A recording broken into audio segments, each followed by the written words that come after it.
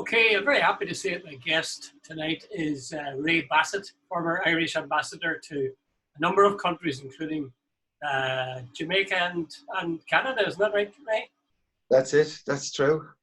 Right. The last time I was talking to you, Ray, you were expressing some regret about the extent to which the south of Ireland had supported the UK in its once it had taken its Brexit decision. Are you still feeling the same way about it, or have you changed at all? No, I put it slightly different. I felt we should have followed our national interests. Sometimes, like in a lot of areas, we tend to see issues through the prism of our ancient quarrel with our next door neighbour. And in this case, I felt that right from the very start, we had gone the wrong direction. Right from the day David Cameron came looking in Brussels for a few concessions, we were the hardest of the hard against him. And, that was not in our interests. So I felt that we played our hand very badly. And we basically ended up where I thought we would end up if we went down that route, which is a pretty bad place to be in. And you still feel that's the case? I mean, is there anything that the Republic should be doing in terms of Britain's present or the UK's present position? Well, I think we should. It's hugely in our interest that, you don't end up with a rupture between Brussels and London. And that seems to be the way it's going at the moment. And I think we should be trying to be a bridge between the two rather than, being what I called during a lot of the early negotiations, the European Union's cat's paw, poking. And again, when Theresa May was being reasonable, we weren't reasonable. I think in retrospect, it looked like we made a load of strategic errors. We were being that bit smart and we were, enjoying the sort of temporary victories we were getting. But in the long run, it was hugely in our interest, number one, that Britain stayed in the European Union. We did nothing to help that. In fact, we contributed to them going out by, refusing to assist Cameron when he went to Brussels. And then when they were looking for a reasonably close deal with the European Union, with Theresa May, and whatever you think about Theresa May, how incompetent or anything like that she was, we didn't help her at all. So I think when you look back on it, we've ended up with a government in London which is not really sympathetic at all. So that's the net result. I mean, you judge policies on their outcome, and the outcome hasn't been good. Would you say the same? Should we be supporting Boris then in some way and making things easier so that he doesn't have a hard Brexit at the end of this year? Well, I think, in many ways we've lost huge amounts of opportunity. I think what we've got to do is support a reasonable deal between Brussels and London. The problem now is that you've got a much tougher government in London who have placed all their political capital in a certain area, who makes it very difficult for them to compromise. I think we should help them compromise, and we should help Brussels compromise. I mean, the negotiations are clearly going nowhere at the moment, and that's partly because of COVID-19, because the main political principles are not engaged in it. And, no matter how much Michel Barnier or Mr. Frost, no matter how bright they are, they have to operate within the instructions of the democratic government. And democratic government is massively occupied elsewhere. But one of the things, Ray, that people said at the time when the negotiations were still going on, before Britain took the lead, or the UK took the lead, was that the south of Ireland was part of the EU. So the negotiations were between the EU and the UK, not between the south of Ireland and the UK. You seem to be suggesting to be honest with you, if you're dealing with the European Union, everything's possible and nothing's possible. We did not have the same interests in these negotiations as either Brussels had or, countries like Germany, France, or Slovenia. We have this particular relationship with Britain. It's been a fractious relationship and it's been a difficult relationship. But, we have different interests. The people in Brussels would want to preserve at all costs the single market, the integrity of the union. I mean, that's why, and I said it in my column in the Sunday Business Post, it was a huge mistake for us to agree to the very, very first line of Barnier's instructions, that whatever was operated on the island of Ireland must maintain the union's legal order. This was a new situation, and you couldn't have these you know, rigid lines in our case. I mean, I was listening to Tommy Gorman on RTE tonight, and he's more or less saying, you know, let's start preparing for a border in Ireland, on the island of Ireland, because clearly there's not going to be one in the Irish Sea.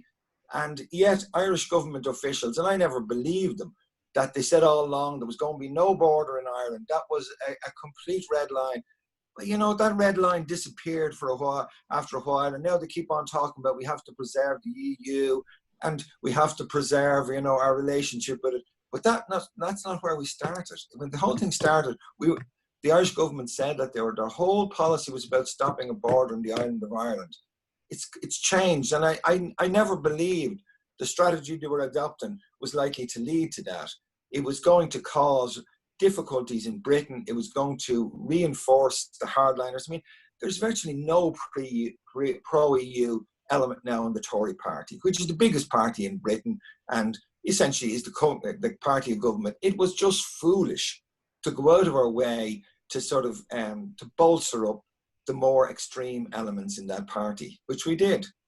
But and that's what I was saying from day. That's what I was saying from day one. I don't want to say I told you so, but it seemed to be the most obvious thing in the world that, you know, I have never seen people become more reasonable if you try and kick them. It's quite the opposite.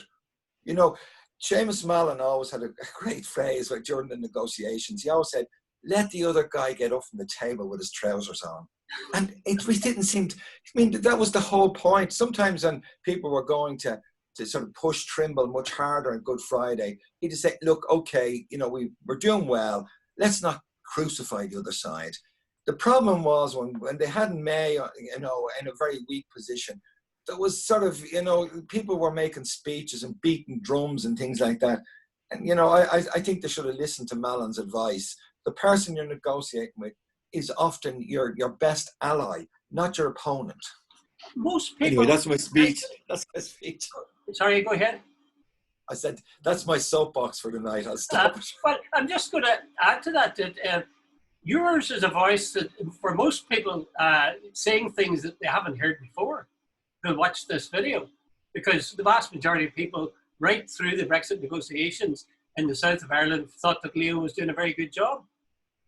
And there was very few voices like your own saying that, you know, we really shouldn't be being ourselves. Well, it morphed into an orange-green kind of situation. And in circumstances like that, there is huge pressure to don the green jersey. And of course, there are very unsavoury elements within the Brexit campaign, which, of course, the people in Ireland amplified all the time, as if they were all kind of Rees Moggs and things like that. And, you know, never said that Brexit in Britain was essentially a working class movement. It was very, very heavily in the north and the Midlands in England. It wasn't the kind of, it was being led by a group of toughs, but it wasn't a toughs sort of escapade. And I don't want to get onto a hobby horse. Journalism and the media, particularly in the south of Ireland, is very, very poor. And, you know, you've essentially got groupthink, all these cliches, echo chambers and all. And when he got on board, there was no deep analysis made of it at all. And, you know, anybody who stood out was almost, you know, you were being anti-patriotic. As I said, you know, patriotism in some cases is really the last refuge of the scoundrel. And a lot of them were scoundrels, you know. I mean, they never analysed what the European Union was about. And it just became a London-Dublin spat, not thinking in the longer term. Fortunately enough, that's, you know, since Britain left, not a huge amount, but you can detect it in the public now. You know, you heard Mary Lou in the Dáil, and she was completely right. The European Commission is not Ireland's friend. You know, it was the people who virtually sunk the place a short time ago, and we were very, very useful to them during the early part of the Brexit negotiations. But, you know, anyone who thinks that people in Brussels have some love spot for Ireland, you know, they must believe in the tooth fairy. That's all I can say to them. You know, these people are very hard-headed, and the minute that our interests and their interests don't align, they, you know, we'll be for the bin. Okay. Well, let's move on, because I want to keep this fairly brief. To the present state of politics in the south, where you have still don't have a government months after the election. And it looks like they're going to have a coalition between Fianna Fáil and Fine Gael. What are your thoughts on that? Well, we do. Our constitution does not allow for a caretaker. The government that's there now has full control. In fact, some people are feeling, you've got tonight. We've got Miss Zapparone going in answering questions in Parliament, and she's lost her seat. Yes. So it's an and likewise, Regina Doherty. Yeah, likewise Regina Doherty. But I mean, essentially, the two parties which essentially emerged from the election as the loser parties are pulling together to form a government, which is their right. I mean, Sinn Féin got the biggest number of votes, but they messed up the electoral strategy and they got a lot less seats than they should have.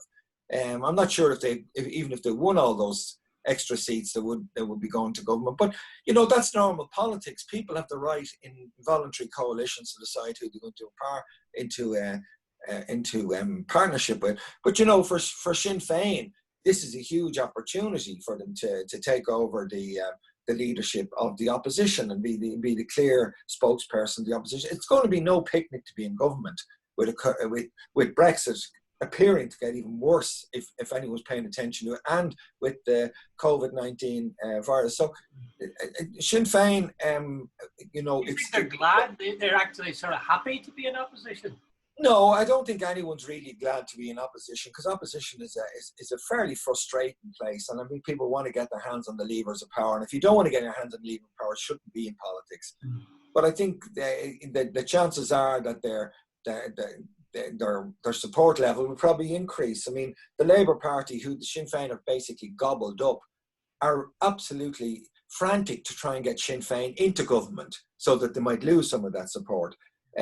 So I think the new Dáil's been looking much better. The last Dáil was like, a home for the bewildered. There was so little real debate, and Sinn Féin a lot of the time, who you would have expected to be a bit more aggressive, were trying to be so respectable all the time. Now that they've been excluded from government, they're showing a bit more teeth. And the Labour Party under Alan Kelly is much more aggressive. So you're actually getting a parliament as opposed to this sort of place where people were fast asleep and they read from notes. So I think it's looking much better, in terms of political discourse. You don't think that maybe Fianna Fáil and Fine Gael, when they do form a coalition, as they probably will, might sort of shoot, I guess that's the right word to use, shoot the Sinn Féin fox, enact the various, and they say they're going to do this, enact the various bills that will address housing, will address the whole question of insurance, address health. You don't think that they'll do the very things that Sinn Féin said they were going to do, and that Sinn Féin will be left with, the job done? But to some extent, that's always the policy of government.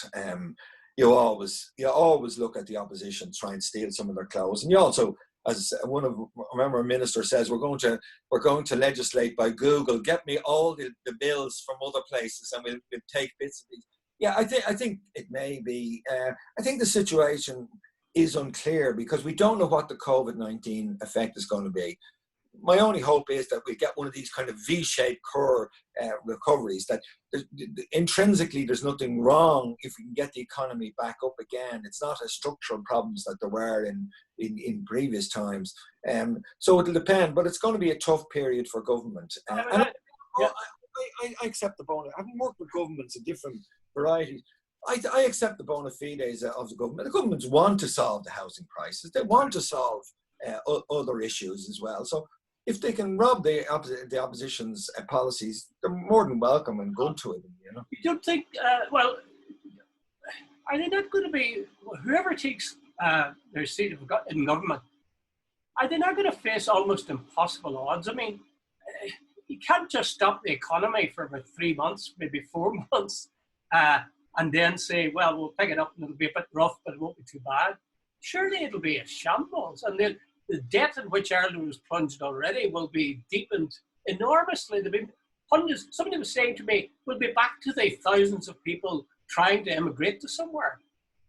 I don't think so. I think The 2008 recession was a specific recession brought on by, you know, loading 64 billion on the taxpayer. This is not going to be anything like that. The southern economy is a very efficient one and a very, very productive one. I mean, just before the COVID came in, the Irish government had a surplus of nearly 3 billion. They're taking more taxes than they were paying out. So they can afford to slip a bit. So, and there's a huge modern industry. For instance, we're all talking about ventilators. 50% of the ventilators in the world were being manufactured in the west of Ireland. So there's a very, very good base there. Their main problem will be the world economy. I think that just before it went into lockdown, the economy was in very, very good shape. There's no reason why they can't, you know, those productive areas can't get back into production. Everybody's going to take a wallop, I think. But you put your finger on it. I think it depends on how the world economy and how world authorities treat this period. I mean, you know, in some ways, I have a great deal of sympathy for the Bank of England, which is just printing notes. And, you know, that's the way they're paying for it. And maybe that's the way we should pay, but we shouldn't let debt run up. You know, this is a once-off thing, and maybe we should all be a little poorer by just basically increasing the money supply. Okay. But if you start trying to load debt on companies and everything as a result of this, then I think you'll be in a very long-term recession. I think we know from austerity it doesn't work. So we have to have a way of essentially relieving the debts or the problems that are built up in the last 2 or 3 months. Really, there's going to be loads, hundreds of businesses out of business by the time we come through the other end. Pubs, restaurants, I mean, any number of small firms, they're simply going to be bust. And the people who they employed won't have jobs. I mean, you can't expect restaurants, surely. When did you see, say, just take the hospitality trade, when did you see that back on something like it was before the coronavirus? I imagine it depends on you know, whether you open up international travel. But I mean, the service industry lives off the actual ability of a country to trade. So if you have a big balance of payment surplus and things like that, money will come into the economy. The problem for that is that the most efficient ends in the economy don't tend to be the big employers. You know, small pharma companies can produce massive amounts of profit, massive amounts of money in the economy. So it takes a while for that money to start going into areas like hospitality. But I think the essential basis of the economy it seems good, unlike it was in some of the previous ones. So if things start picking up again, then I think we're in a good position to benefit from that. The problem with the southern economy is it got the biggest wallop of anybody in Europe in 2008. This time we're going to be with everybody else. And, you know, people were talking about, you know, we're going to have a 7% reduction in GDP this year and a growth to 6% next year. Well, if that happens, it would be a bit worse off, but it's not going to be a catastrophe. Do you really think that's going to happen? Would you say? I don't know. It depends on. 2 years' time, you'll be back firing on all pistons. No, I think it'll take about. My original profession was a medical scientist, so it really depends on the COVID-19 virus. I'd be reasonably optimistic that we will be able to tame it in the not too distant future. I mean, there's something like 80 vaccine trials under the moment, so we're going to get vaccines probably by September. We won't be able to give it to everybody, but so. You know, some of them are going to work. So I think the virus should. I mean, you never can say 100%. By the end of the summer, I think that, you know, people will be able to maybe get vaccinations to the most vulnerable parts of society. So I would see late summer as kind of hopefully the end of the present crisis. Well, that's very encouraging, must say. Well, that's very good of you, Ray, to give me your time. Just final thought, how are you coping with hunkering down and being cut off from other people? Well, you don't understand this, Jude. Jude, I've finished my book. I'm going through the second proofs and sending it back. So even if I wasn't hunkered down, I would be hunkered down this. The book, by the way, is called Ireland and the EU Post-Brexit. Oh, wow. And when's it coming out? Hopefully it'll be in June. Oh, as long as people can afford to buy it by then. I was an eternal optimist. Very good. Very Okay. good. Well, listen, thanks very much, Ray. Okay. Most interesting. Very good of you. Give me your time. Okay, we'll Not at talk all. again.